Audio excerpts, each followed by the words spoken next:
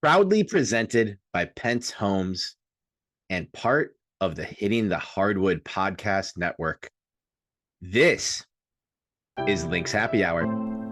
Hello, and welcome to another episode of Link's Happy Hour. My name is Terry Horstman. I host the show and got a lot of exciting stuff for you Lynx fans again today, Thursday, July 3rd. As I'm recording this, I'm getting ready to head out and get to Target Center for pregame. So hopefully I have this up with plenty of time for you guys to do get in some good pregame listening, or you're listening to this over your 4th of July weekend, and the Lynx have gotten back in the win column with a win over the Mystics, and maybe still less likely a loss against the Mystics. Let's hope that's not the case. Covering losing streaks at home is never fun, but I am joined on the show by the great Tony East, my very talented colleague at The Next, who covers all things Indiana Fever for us. So we're of course talking about the Commissioner's Cup final that was and not the greatest of games or nights in Lynx basketball lore. Again, the Lynx setting season lows in points scored, assists, field goal percentage, losing 74-59 to unsuccessfully defend that Commissioner's Cup title from last year. But that's all forgotten now. The game doesn't count in the standings, doesn't even count in the statistics. You still get a little bit of a bag for coming in second in the Commissioner's Cup, so the Lynx have got that now and can focus on more important things, like winning the finals, which teams who lose the Commissioner's Cup final tend to do. So without further ado, let's just get into my conversation with Tony. We talk a lot about the game, what it means going forward, and of course we touch on the very scary injury to the great Red Panda. We have gotten a little bit of an update since then. Tony and I talked the morning after the game. She is recovering. She's gotten back home, suffered a severe fracture in the wrist, which is kind of what we were expecting given the way that she was holding that wrist.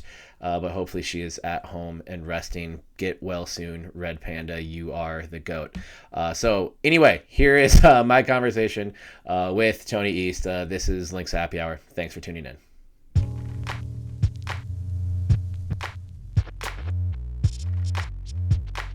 This episode of Link's Happy Hour is brought to you by Pence Homes. The team at Pence Homes has experience working with first-time home buyers, folks selling their first home and buying their next place, to people looking to downsize. With the best tools, technology, and trusted vendors to help with any home project, Pence Homes is a top choice for buyers and sellers. For more info and to set up a time to meet with Nate and the team to talk about your home buying or selling needs, visit PenceHomes.com. That is Pence, PentzHomes.com.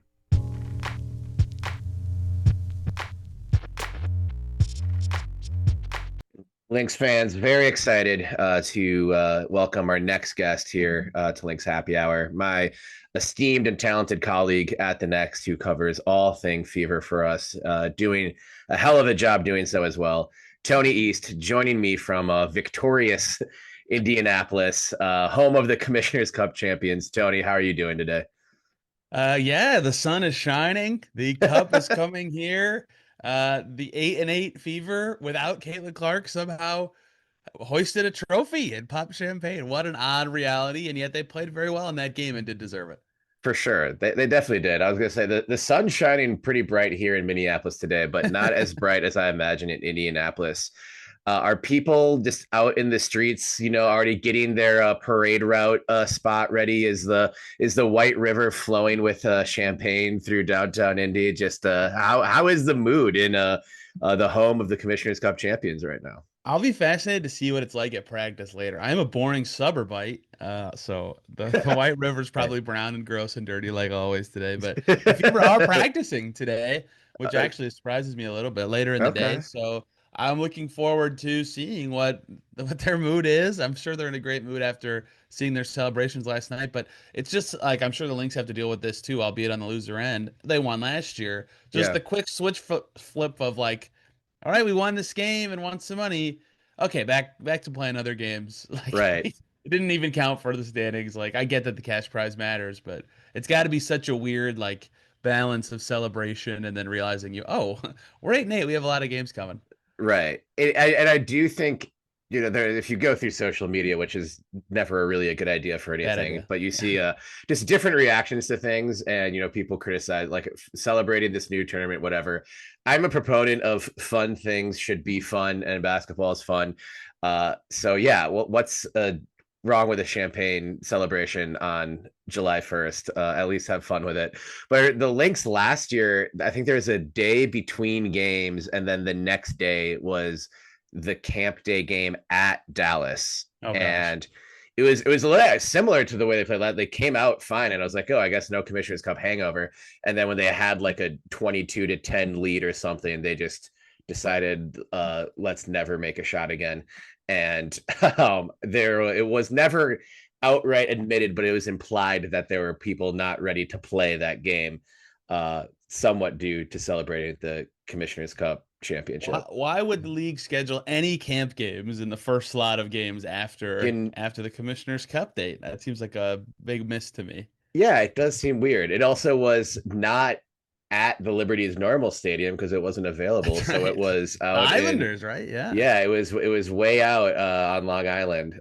So lots of lots of fun logistical things in the Commissioner's Cup. But let's get into the game. The final, Fever 74, Lynx 59. Natasha Howard is your MVP. Well deserved.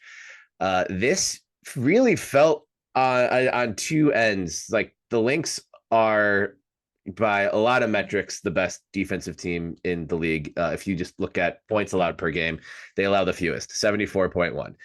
So this was in line with what the Lynx need out of their defense to win the game, and it kind of felt like that throughout. But they just couldn't get anything, and on the offensive end.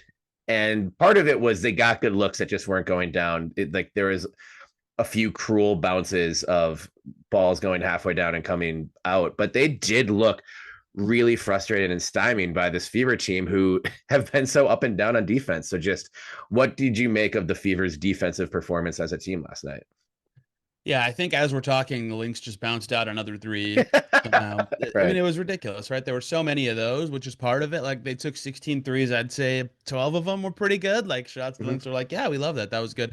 But they didn't shoot well on twos either, right? They were 18 Mm-mm. for 47 on twos in the game, and that's where I thought the Fever did defend quite well, is they cut off the paint in a way that maybe they haven't this literally entire season. They've had some good defensive games in general, but it's been against like your Chicago's, your Washington's, teams that are poor and consistent on offense. This was their best against a good team together effort of one, shutting off the paint in general. Like I said, Courtney Williams misses 10 shots, 9 twos. Kayla McBride misses 6 twos. If he really struggled, that's something different we can get to in a second. But all the usual cast of suspects for Minnesota who can actually get in the paint and make stuff happen weren't really doing so in this game. And that really slowed down everything they could do offensively. The ball movement wasn't that crisp. I don't know how you felt, but only 13 assists for the Lynx feels Mm-hmm. atypically low to me. And some of that is, again, just missing threes. But they weren't able to be comfortable in the lane outside of Alana Smith post-ups for a lot of the game. And the frustration really became clear, I think, late in the third quarter. Fee missed once or twice on shots. And I'm like, yeah, I've seen her make that like, well, half asleep before. Right. And you could just see her face be like, man, like I can't make anything. And the Fever have some good individual defenders. Don't get me wrong. Like Howard spent some time on her, Lexi Hall spent some time on her, but no one alive is like a fee stopper, right? That's not a thing. Right. So credit to them for like battling and making it harder for her, certainly. But I think some of it was her just having a frustrating night, getting her shot to the extent she wanted. The Lynx missed a lot of open threes, and the Fever made these shots harder and made them work for them. Like it's not a misprint that the Lynx only scored 59 points. But I certainly think there was a lot of like boiled over frustrations taking the Lynx out of their identity as the game went on, and that really, really hurt them. Yeah. Cheryl mentioned not seeing the usual, fortitude and kind of, fighters response to physicality. Not to turn this into a WNBA officiating conversation, because I thought it was No, we at should least be the first people to do that. No one's we done it should. yet. Oh, okay, okay, yeah. Let's dive into this. No one's done this Overall, yet. I thought like because the cry for every in every officiating conversation is to just be consistent, and I thought they Yep. were consistent in this game, and they were allowing a lot of contact, but I thought they allowed it on both ends. Foul disparity was fairly even throughout. Kind of the only way the Lynx could score was by getting to the line later. I think Fee would probably say she should have gone a few more times, and we can debate that till the cows come home. Um, but yeah, I think they didn't have kind of that just mentality of like we're gonna get through this, just kind of how they always have, and it got more and more frustrating. And like you said, there isn't any fee stopper alive, but maybe the invisible lid that seemed to be on the basket is kind of the only fee stopper you can have. But as balls just kept going in and out, they got more and more frustrated, and the Fever were right there physically. And I thought like that's maybe the best I've seen Natasha Howard play. Again, I don't watch every Fever game, Yeah, she but was great. when the Fever were adding pieces over this offseason, I thought, okay, you hire Stephanie White. If you play for Stephanie White, you're going to play defense. But I still had a lot of questions on the defensive side of just how good any of these, pieces are. Of course, DeWanna Bonner's not there anymore. I had questions about how well of a team defensive player Sophie Cunningham can be. But then there's the Natasha Howard, and I was like, well, I've seen Howard play some defense, and she was spectacular last night and made things hard in the paint all night. Really interesting Howard game because early I was like, oh boy. She had Right. that possession where she forced it in traffic, missed, got the rebound, still in traffic, dribbles, misses again. I was like, man, like what? The ball movement's not there. She had a bunch of turnovers early. The Fever offense was the team that was a mess. Like, I don't know about you, but it was I think it was 27-14 Lynx, and I thought, oh boy, Yeah. this might be a long night. And Howard was struggling to that point, and I don't know what clicked in that second quarter timeout or pre-second quarter timeout, but Howard was just awesome the rest of the Yeah. game on both ends. Like way more controlled, way more team level focused on both ends of the floor.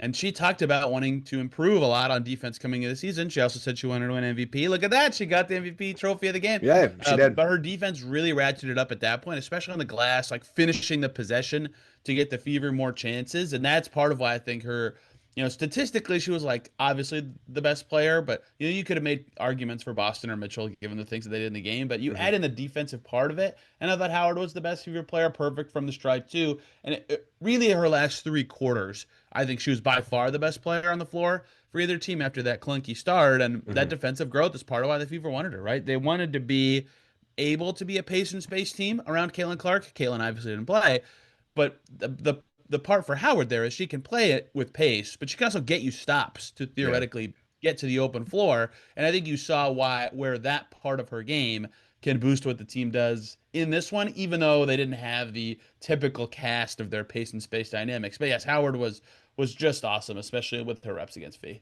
Right. And we talk about just sort of all these statistical lows, like the lowest amount of points the Lynx have scored in a game in some time, but of, Wow. of course this whole season. Season low in field goal percentage, season low in assists. Again, Lynx fans, the positive side of this is none of those statistics count, so they're not going to drag down the averages. You can pretend like this game never happened, because if you win, it's a championship. You get to pop champagne. If you lose, game doesn't count. Whatever. But I feel like you can say Howard was the main influencer in all three of those categories. Like it was not like the Lynx struggled to get Fee the ball in spots where Fee has just torched teams all year, all last 2-3 years basically. And yeah, she was just amazing. I don't. Did any part of that is this by far the best defense the Fever have played in a game all year? Probably given the quality of opponent. Mm-hmm. It's hard.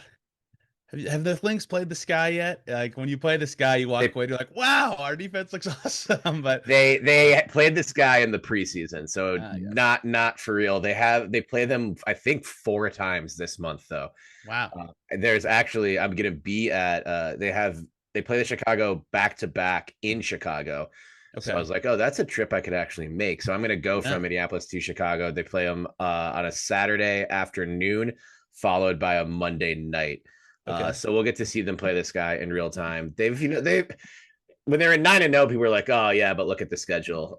Now at 16 games, this is the first time they played the Fever and they haven't played the Sky yet. So That's goofy. yeah. I that those games is the first game of the Fever season. Like I wrote about their defense after that game, but now with the benefit of hindsight and the benefit of knowing more about Chicago and just their point guards not being nearly the level they hoped they would be, I guess you could say those games they've had some decent outings, but against good teams they've routinely given up in the 80s and 90s. Mhm. The second quarter of this game specifically was I was just like, oh man, like what is going on? That was the best 10 minutes of Fever defense this season. Because in the second half, obviously they gave up more points in that second quarter, but again, that the second half is more of when I felt like it was just or open three, rattle, rattle Right. out for the Yeah. Lynx. Whereas in the second quarter, I was like, man, like they are forcing turnovers like crazy, and the Lynx actually can't get a good shot right now. And I kept thinking it was going to end, and it never did. And then Sophie Cunningham hits a three to give the Fever a lead, and they never looked back. So this game is probably the best defense they've ever played, and that second quarter specifically was definitely the best defense this specific group has played. Right. And White was talking about that before the game, especially in the matter of not having Caitlin on the floor, which I don't want to focus too hard on. The matchup between these two teams is interesting because in playing last year, they played 3 times. Fee missed one of those games. And then, of Yeah. course, you have this game that Caitlin misses. Uh, in both games across both of these years, I feel like Aaliyah Boston has always been the player that's given them the most trouble, just because the Lynx are often undersized in the paint and that they have great perimeter defenders. Caitlin will still do Caitlin things even when the defense is great. But it seems like they kind of have, not to use the like stopper language, but they like have a plan or like a maybe more foolproof plan for that. And then, like we said in that first quarter, both Boston and Howard were combined 0 for 9 from the field. So I kind of was like, yep, they got this. And then they just didn't have an answer for either of them the rest of the game.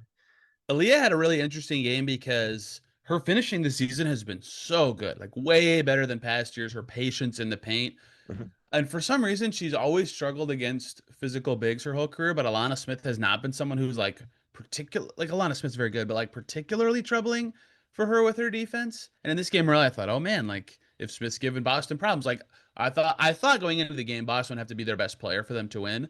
Mhm. And in a lot of ways, she was like her work as a hub and catching it on the roll and then making another pass, sometimes high low to Howard, sometimes out to someone else was very good. She led the Fever in assists in this game, which is actually she's led everybody on both teams in assists in Yeah. this game, which is not something you'd expect from a center, even though she's grown in that way. But when she started slow and wasn't able to get off her little usual touch shots that she's been making all season, I thought, man, like they're gonna have trouble getting offense flowing. But they found ways to keep her involved, and her immediate synergy with Ari McDonald has been awesome, and her high-low synergy with Howard has been developing. And so I think you're right that sizable front court for the Lynx was a problem early, but they kind of solved it. And I actually think them solving it was less about the bigs and more about the rest of the team. You were there, so you didn't watch the broadcast unless you Yeah. watched it back this morning. But Kelsey Mitchell did the between interviews first quarter interview on the broadcast.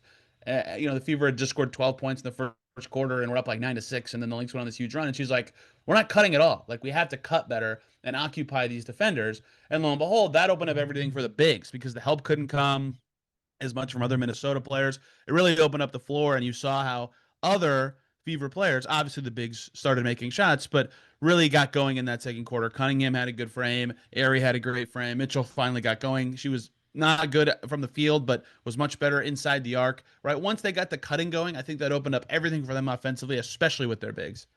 Yeah. I thought Ari was fantastic Fantastic, in this just game. fantastic. And yeah, I mean, that's where like the kind of like the joking, oh, are they better without Caitlin takes, start like come in. But I like Ari was like a real problem in this game. And I don't think there was like, if you expected a drop off from that spot in terms of just production and being a problem, like that drop off didn't come. Um, you mentioned the broadcast. How aware were folks who watched this game on TV that the great Red Panda sustained an Uh, injury at halftime. Because I mean, I was obviously all over social media, but just like, the biggest star in this the is, arena, man. yeah, Gosh, so sad. I think they only mentioned it once. I don't know if they okay, mentioned it at all. Am I remembering that they mentioned it because I knew from social media and I just feel like that's the case? I don't know could that be, they said it. right. It was so I didn't see it. I like was just looking at my laptop, trying like put in some like notes. Probably Link's really got to figure this thing out. It's note, like it was like the worst second quarter ever, and then I remembered a really bad second quarter against the Chicago Sky from 2 years ago. But and then I just heard this kind of and like a hush go around, and because I'd heard the Red Panda music already and registered, and it was still playing for a second, and I looked up and I don't see her like anywhere, and like someone was rushing out onto the court, and I've never really been in an arena where you can hear a pin drop the way that you could last night during halftime. And Red Panda is not biased towards any fan base, but there are multiple Lynx fans who texted me during that. Was like, "Oh, there's no way we win this game now if Red Panda The just went curse. down." And it kind of set the tone for the rest of the evening. I felt like, Dang, that is just I mean, she's the best. I got lucky and got to see her twice during the NBA playoffs. mm-hmm. So I have seen her very recently, but like I think I read a profile on her in 2018 or something that she considered retirement after a Yeah, crash before. Like now you really wonder what her future is. So you might have seen a legendary final performance, but that it's so sad and scary. Like all these, there's a lot of acrobat halftime show stuff I at there games. are. It always Mostly makes me the nervous. Yeah, exactly. Most of the ones with heights I skip because I'm like, this makes me nervous. And like obviously there's safety measures built in, but Red Panda is so cool that I always watch it. I'm always afraid of something like this. So it's so Yeah, sad and scary. And for all these performers that do crazy things to make us smile for 10 minutes, thank you. And I right. hope Red. For sure. Get well soon, Red Panda. And I think that 2018, I remember, I think that's the second time she contemplated Oh, retirement. really? So, Oh, I remember the yeah. other thing I read is Yeah. that one time her unicycle got stolen from an arena or something Oh like my that, which is God. crazy. I Yeah. think it was in Golden State. The moment I realized how like serious this was, the like whatever halftime handler walked by right by where I was sitting while she was still on the floor getting medical attention, and he had the unicycle and was like rushing it like out of the way, Oh, and I was geez. just like, oh, this is bad. Like the wheel was still spinning. It was just a very dramatic, somber I, image. I hate to make this silly for a second. How do you Oh, steal a unicycle? Like, how do you get out the door with I that? this is a And silly podcast, Tony, so we can always make it silly. there's no one like, why So does that man have that? Like, right, just that would be honestly, I don't think it would be impossible. Obviously, it's not because someone did it, but like it can't be that hard to just be like get onto like a game night sort of entertainment staff. And I was, a million years ago, but I was like a PR intern, and like those single game credentials, like you just fill them out and put them in a stack somewhere and just say like, all right, this person's coming to get in at whatever time. Like if you just want to get like your buddies a credential, that's not 2010 anymore, of course, but the way I see these things set up sometimes, it's just like you could just get a friend into the arena, and yeah, if they just walk like they know what they're doing and have the little badge on, who stops you? So I don't know. That's like a fun Ocean's 11 style spinoff, but WNBA arena style. Let's think about like what we could like a low stakes, harmless thing to steal. Send in suggestions, listeners. Love to unpack this conversation more. So the Fever are practicing today, which seems crazy to me. yes. I will need a full report from you on just does it smell like champagne in the area? Does anyone seem externally hungover? But what's next for the Fever here? What like how we got this All-Star break coming, but a lot of games to get in a short amount of time before we get there. What is the Fever schedule like? And do you think this translates into a nice stretch of wins here before the break? Yeah, big homestand coming up with like winnable games, not all easy games, but winnable games. I think it's 5 in a row at home and then a couple road games before Mm, the All-Star break, and they're 500, right? They need to be over 500 at the break, I think. Like maybe not well over, but just show something because their season has been so start-stop with Caitlin being in and out and Sophie Cunningham being in and out and Stephanie White missing 2 games and other players missing time here and there and Dewana Bonner is gone and it's just like it's been so impossible for this all new project to get any sort of rhythm and flow. Like Ari McDonald and Caitlin Clark have never played together, right? Like a single time because of just how their timing on the team has overlapped, right? So it's like they deserve to be 8-8, right? Their record is pretty reflective of how they played because of their inconsistency. If Demir Stantis is still gone, right? She's at America play.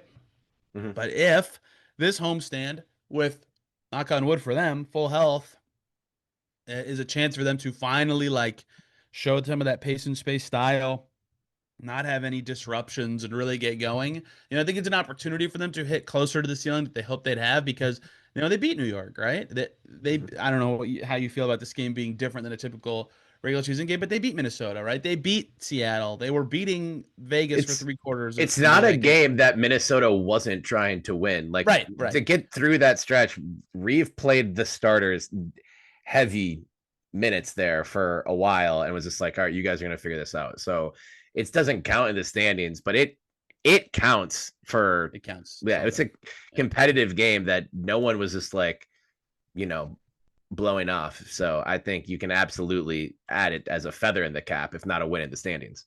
But the flip side is they've lost to Connecticut, they've lost to Washington, right? They've lost to Sparks. Like they just it's been very weird how inconsistent they've been, and there's lots of obvious reasons why a team in their situation would be inconsistent, but they have a chance in theory pre-break to like get rid of that notion that they're an inconsistent kind of still figuring things out team, and I think they need to take advantage because they're clearly their peak level is not reflected by their spot in the standings, but their spot in the standings is exactly where they should be given how they've played this year. So it's up to them to finally shake that label of middling 500 inconsistent team and show that oh yeah, we have a lot of talent, we can be good. Yeah, that's an interesting homestand with you. So I'm looking at it right now. You got Aces, Sparks, Valkyries, Dream, Wings. It's kind of like an up and down, up sort of with Yeah, winning record versus not. But obviously, Golden State's tricky. Dallas is playing so much better than they were earlier in the season. totally. Yeah. Paige Becker is pretty good. Then it's so then at Connecticut, at New York, a back to back to end it. But then that first game, everyone comes home to All Star Indy. Going to be a great party. I'm sad to miss it. And then immediately after the All Star break, they go right back to New York to play the Liberty again. Um, gotta love WNBA scheduling. Uh, Yeah, if they get like by the end of that second Liberty game, if they're still over 500, I think they'll be feeling good, right? Because yeah, that means they'll have been pretty good in that stretch with Liberty twice plus Aces plus Dr- um I Dream. Dream. Yeah, thank Yeah, you. I keep forgetting how good the Dream are. right, And Golden State's like right. everybody Well, is like Golden State whatever. Did they play the Valkyries? Like oh crap, like that was right. hard, So It like is if they're over 500 by the end of that, I think they'll be like okay, right. we got something here. Valkyries on the road is a little bit different. That's the camp day game in Indy. Wednesday Oh God. next Wednesday Busy that day. at noon Central Time. So I'm out. I I weirdly love the camp day games, but I kind of just need to turn my Well, ears here's the off for thing. a I little like bit. Like, I like that I can go on with my day after it ends and all that, but mhm. yeah, I know you've been to a million of these. Like I try to warn people if this is their first camp day game. You've been to sporting events before. You've heard a Right, crowd. You have never heard this right, sound before. Like it is right. so shrill. It's unreal. It's very very strange. It It's is it's very weird. right, right. It's something I think everyone needs to experience, I and I agree. think even experience in a media setting where it's like you can't like join in, like you can't like be like if you're a chaperone with like 10 kids who are having a blast, like that's like even cheating a little bit. Like you need to be there in a professional setting trying to get work done and still work through it. But it's never boring. That's what I like about the camp day games.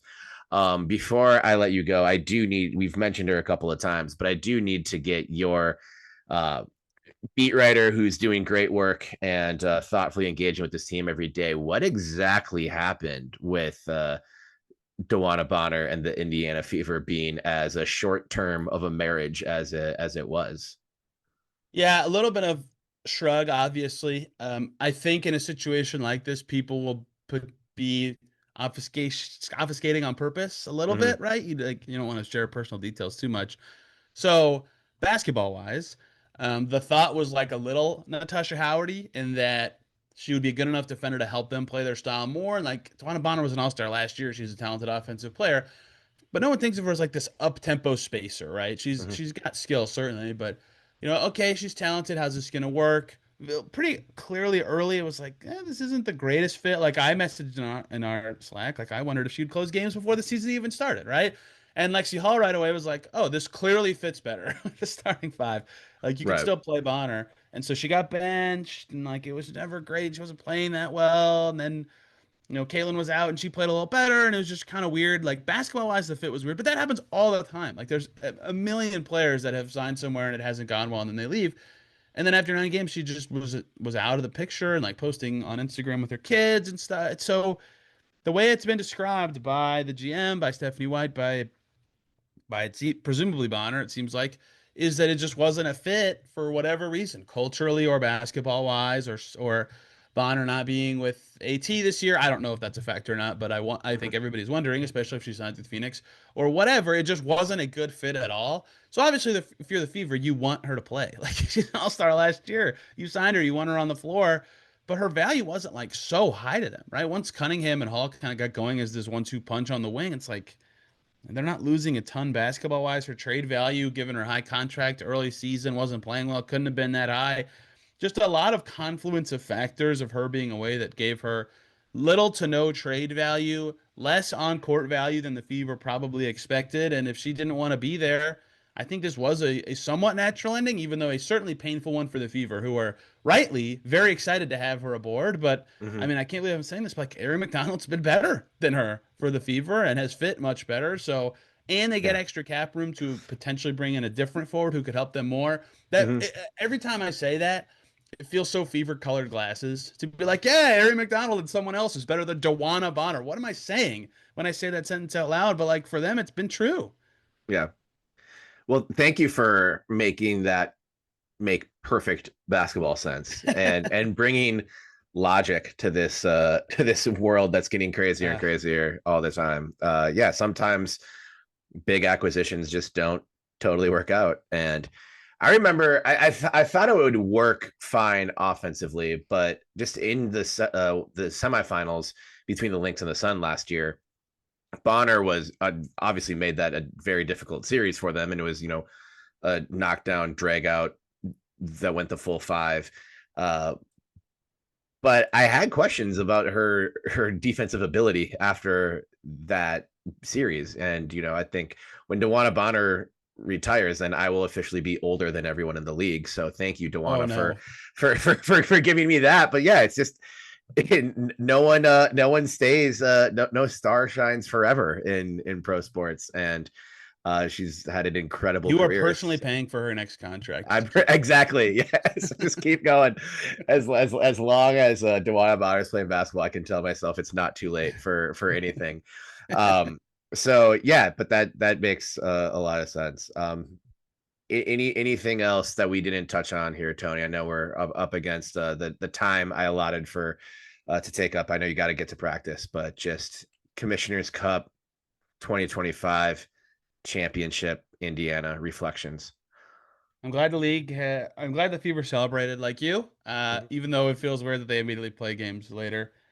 Uh, I remember the Bucks in the men's version of this Commissioner's Cup thing, like, yeah, we're playing right away. We're not doing this. It's like, that's lame. Like, this was cool. Do something. Have fun together. Right. At least like act like winning a championship of any kind is a good thing.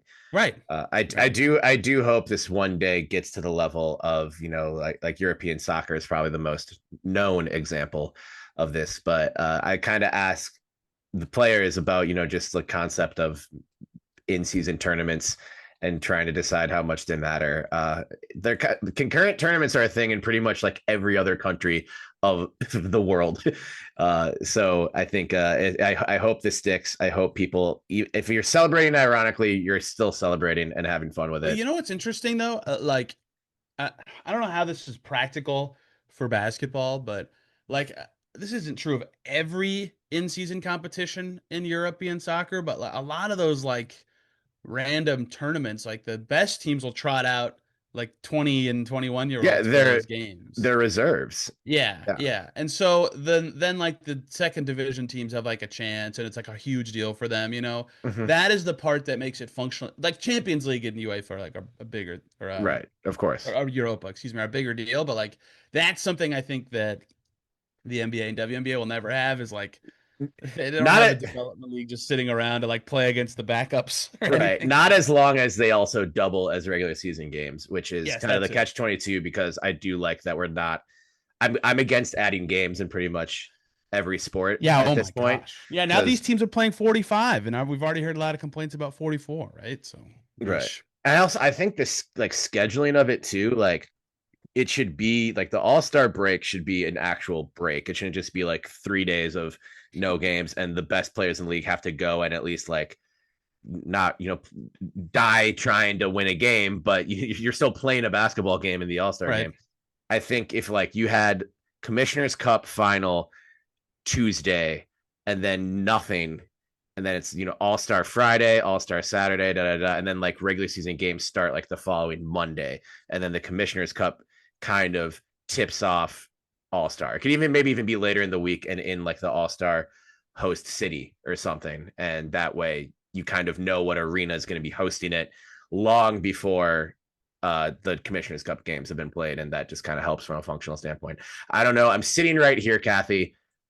Happy to share more thoughts for an Terry and I's consultancy fee is not that high. We can exactly. Yeah. We're affordable, Kathy. Tony, thanks so much. I'll catch you on the Slack, and please be sure to inform all of us who is the most hungover fever at practice today. I have strong suspicions on who that would be, but I'll let you guys know. All right, sounds good. Thanks, Tony.